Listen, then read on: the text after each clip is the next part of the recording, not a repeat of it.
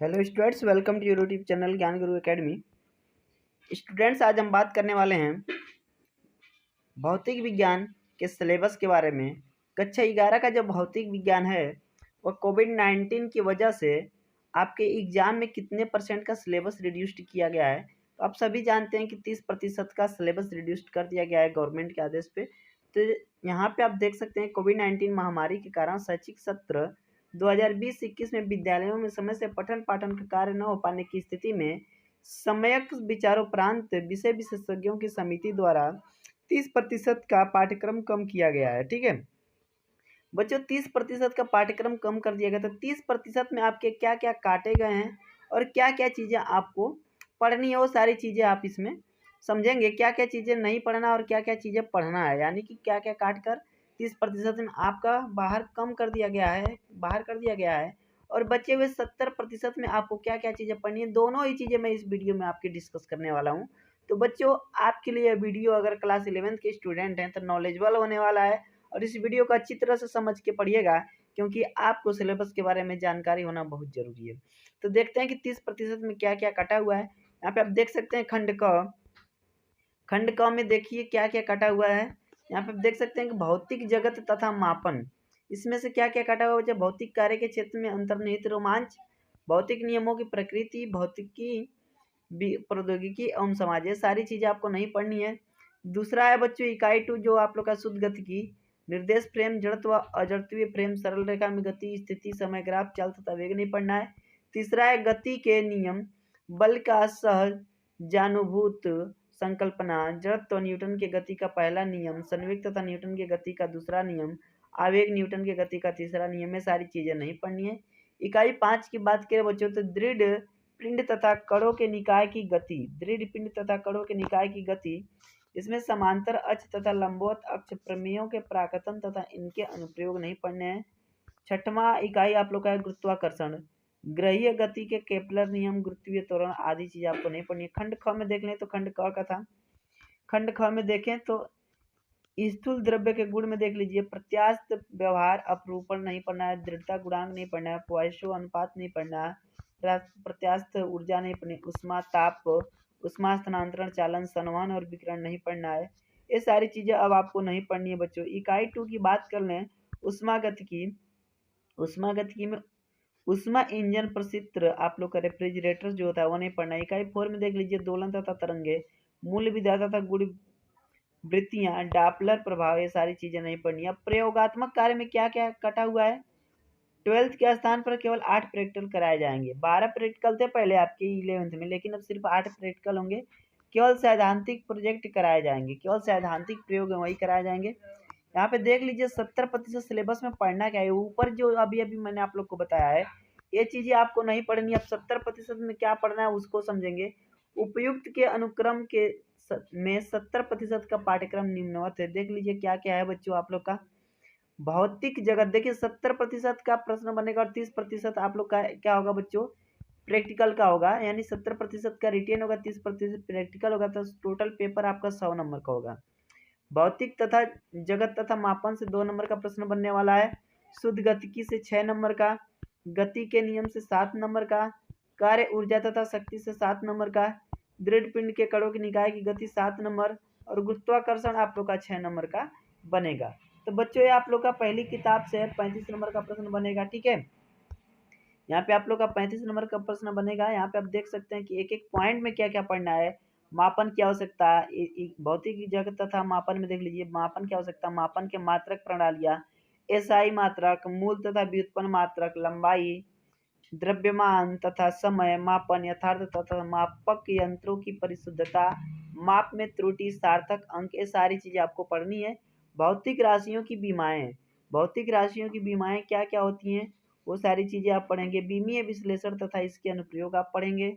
दूसरे पॉइंट में देख लीजिए जो 6 नंबर का आपको पढ़ना है, शुद्ध गतिकी में गति के वर्णन के लिए अवकलन तथा समाकलन की आरंभिक संकल्पनाएं, एक समान तथा असमान गति, माध्य चाल तथा क्षणिक वेग, एक समान त्वरित गति, वेग, समय, स्थिति, समय, ग्राफ, एक समान त्वरित गति के लिए संबंध, अदिश और सदिश राशियां, स्थिति एवं विस्थापन सदिश, सदिश तथा संकेतन पद्धति, सदिश की समानता, सदिशों के वास्तविक संख्याओं के गुणन, सदिशों का जोड़ व घटाना अपेक्षिक वेग। एकांक सदिश किसी तल में सदिश का वियोजन समकोणिक घटक सदिशों का अदिश तथा सदिश गुणनफल। एक समतल में गति एक समान वेग तथा एक समान त्वरण के प्रकरण प्रक्षेप गति तथा एक समान वृत्तीय गति, ये सारी चीजें आपको पढ़नी है बच्चों। इकाई 3 की बात करें गति के नियम में, जो कि 7 नंबर का पूछा जाएगा। रेखीय संवेग संरक्षण तथा इसके अनुप्रयोग, संगामी बलों का संतुलन, स्थैतिक तथा गतिज घर्षण, घर्षण के नियम, लोटनिक घर्षण, एक समान वृत्तीय गति की गतिकीय अभिकेंद्र बल, वृत्तीय गति के उदाहरण जैसे कि समतल वृत्ताकार सड़कों पर वाहन, ढालू सड़कों पर वाहन, ये सारी चीजें। इकाई 4 में देख लीजिए कार्य ऊर्जा तथा शक्ति, 7 नंबर का होगा। नियत बल तथा परिवर्ती बल द्वारा किया गया कार्य, गतिज ऊर्जा, कार्य ऊर्जा प्रमेय, स्थितिज ऊर्जा की धारणा, कमानी की स्थितिज ऊर्जा, संरक्षी बल, यांत्रिक ऊर्जा का संरक्षण, असंरक्षी बल, एक व द्विविमीय तल में प्रत्यास्थ तथा अप्रत्यास्थ संघट, ऊर्ध्वाधर वृत्त में गति, ये सारी चीजें आपको इकाई 4 में पढ़नी। इकाई 5 की बात करें, दृढ़ पिंड तथा कणों के निकाय की गति, द्विकण निकाय का सन्नति केंद्र, संवेग संरक्षण तथा सन्नति केंद्र गति, दृढ़ पिंड का सन्नति केंद्र, एक समान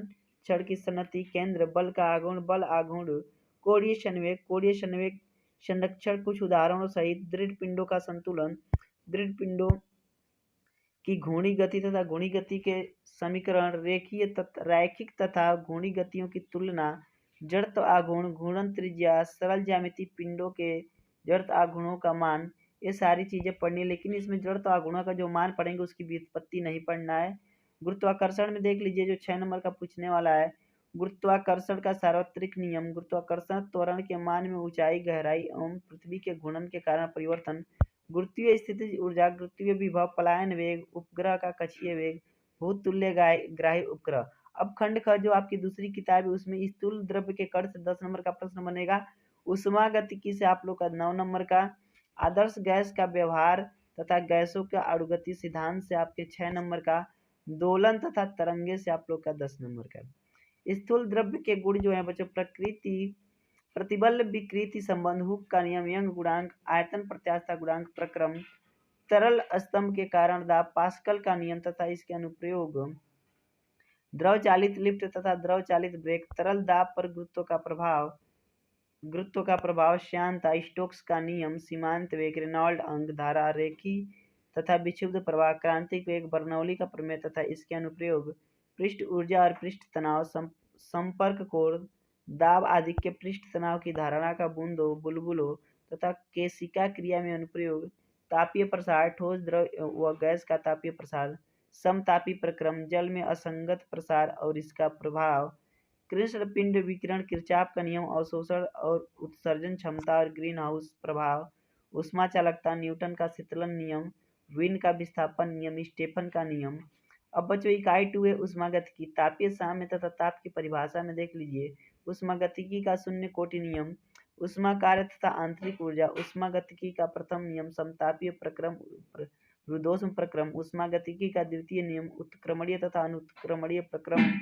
इकाई 3 देख लीजिए, आदर्श गैस का व्यवहार तथा गैसों का अणुगति सिद्धांत, आदर्श गैस के लिए अवस्था का समीकरण, गैस के संपीड़न में किया गया कार्य, गैसों का अणुगति सिद्धांत, अभिगृहित दाब की संकल्पना, गतिज ऊर्जा तथा ताप, गैस के अणुओं का वर्ग माध्य, मूल चाल, स्वातंत्र त्रय कोटि, ऊर्जा समविभाजन नियम, केवल प्रकथन होगा इसका, तथा गैसों की विशिष्ट ऊर्जा, उष्मा पर अनुप्रयोग, माध्य मुक्त पथ की संकल्पना, अवगाद्रो संख्या आदि चीजें पढ़नी है। इकाई 4 में दोलन तथा तरंगे देख लीजिए, 10 नंबर का जो पूछने वाला है। यहाँ पे आप देख सकते हैं आवर्त गति, आवर्तकाल, आवृत्ति, समय के फलन के रूप में विस्थापन, आवर्ती फलन, सरल आवर्ती गति तथा इसका समीकरण, कला, कमानी के दोलन, प्रत्यानयन बल तथा बल स्थिरांक में ऊर्जा, गति तथा स्थितिज ऊर्जाएं, सरल लोलक, इसके आवर्तकाल के लिए व्यंजक की व्युत्पत्ति, मुक्त अवमंदित तथा प्रणोदित दोलन, अनुनाद, तरंग गति, अनुदैर्ध्य तथा अनुप्रस्थ तरंगे, तरंग गति के चाल, प्रगामी तरंग के लिए विस्थापन संबंध, तरंगों के अध्यारोपण का सिद्धांत, तरंगों का परावर्तन, डोरियों तथा पाइपों में अप्रगामी तरंगे विस्पंद, ये सारी चीजें आप लोग को इसमें पढ़नी है बच्चों। अब यहाँ पे प्रयोग में क्या क्या आपको करना है ये भी देख लेंगे। यहाँ पे देख लीजिए कि आपका प्रयोग क्या होगा। न्यूनतम उत्तीर्णांक आपको 30 नंबर के होंगे और कम से कम 10 से कम नंबर आएगा तो आपको इसमें फेल कर दिया जाएगा। ठीक है, कोई भी दो प्रयोग यहाँ पे देखिए, प्रयोग पर आधारित मौखिकी 5 नंबर का प्रश्न पूछा जाएगा। ठीक है, और यहाँ पे कोई दो प्रयोग 2 गुणे 5 जो है आप लोग का, ठीक है, 5 नंबर का एक होगा तो कितने होंगे, 10 नंबर के होंगे। प्रत्येक खंड से एक प्रयोग करना होगा। ठीक है, प्रायोगिक रिकॉर्ड देख लें 4 नंबर का होगा। प्रोजेक्ट कार्य व उस पर आधारित मौखिकी 8 नंबर के। सत्रीय कार्य सतत मूल्यांकन आप लोग का 3 नंबर का। प्रयोग के 5 अंक का विवरण निम्नवत होगा। जो 5 अंक होंगे, क्रियात्मक कौशल, उपकरण का सामंजस्य और प्रेक्षण कौशल, यानी आप उपकरण को कितना अच्छी तरह से रखते हैं उसको देखते हुए 1 नंबर। प्रेक्षणों की पर्याप्त संख्या पर उचित सारणीय 1 नंबर। गणनात्मक कौशल अथवा ग्राफ बनाना 1 नंबर में होगा। परिणाम निष्कर्ष शुद्ध मात्रक सहित कथन 1 नंबर।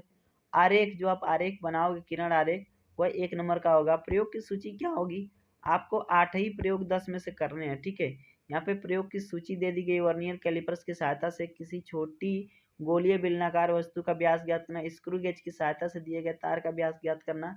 सदिशों के समांतर चतुर्भुज नियम के उपयोग द्वारा दी गई वस्तु का भार ज्ञात करना। सरल लोलक का उपयोग करके एल टी स्क्वायर ग्राफ खींचना तथा उचित ग्राफ का प्रयोग करके सेकेंडरी लोलक के प्रभावी लंबाई ज्ञात करना। गोलाई मापी की सहायता से, ठीक है, सहायता से किसी गोलीय तल की वक्रता त्रिज्या ज्ञात करना। सरल लोलक द्वारा गुरुत्वीय त्वरण जी का मान ज्ञात करना।